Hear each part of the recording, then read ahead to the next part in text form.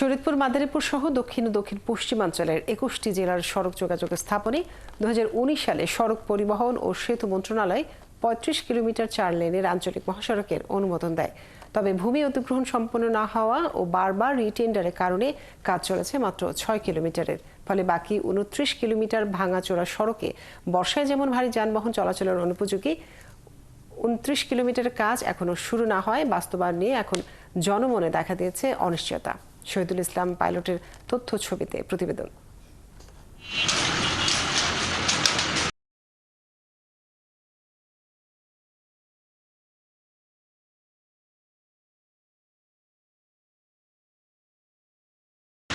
শরীয়তপুর চাঁদপুর আঞ্চলিক মহাসড়কের কাজ শুরু হওয়ার পর থেকেই চট্টগ্রাম ও মোংলা বন্দরের পণ্যবাহী ভারী যানবাহন সহ দূরপাল্লার যাত্রীবাহী বাস চলাচল শুরু করে। এতে সড়কটির উপর চাপ পড়ায় ধীরে ধীরে যানবাহন চলাচলের অনুপযোগী হয়ে পড়ে। ২০১৯ সালে প্রকল্প মেয়াদ শুরু হলেও জমি অধিগ্রহণ সম্পন্ন না হওয়ায় এখনো ২৯ কিলোমিটারের কাজই শুরু হয়নি। ফলে মরণঘাতী দুর্ঘটনার আশঙ্কা নিয়েই এখন চলাচল করছে যানবাহন।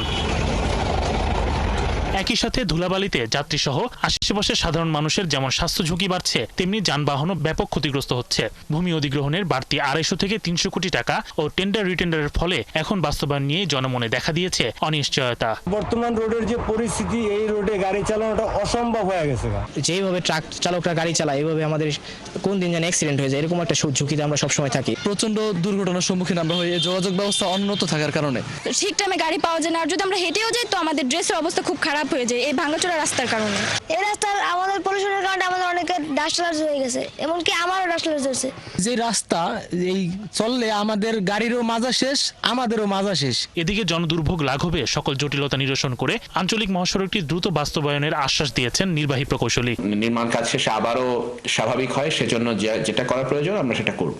ভূমি অধিগ্রহণ এবং রিটেন্ডার জটিলতা দূর করে সড়কটি দ্রুত বাস্তবায়নের দাবি চালক যাত্রী সহ শরীয়তপুরবাসীর। শরীফ আজাদ প্রীতম, ৭১।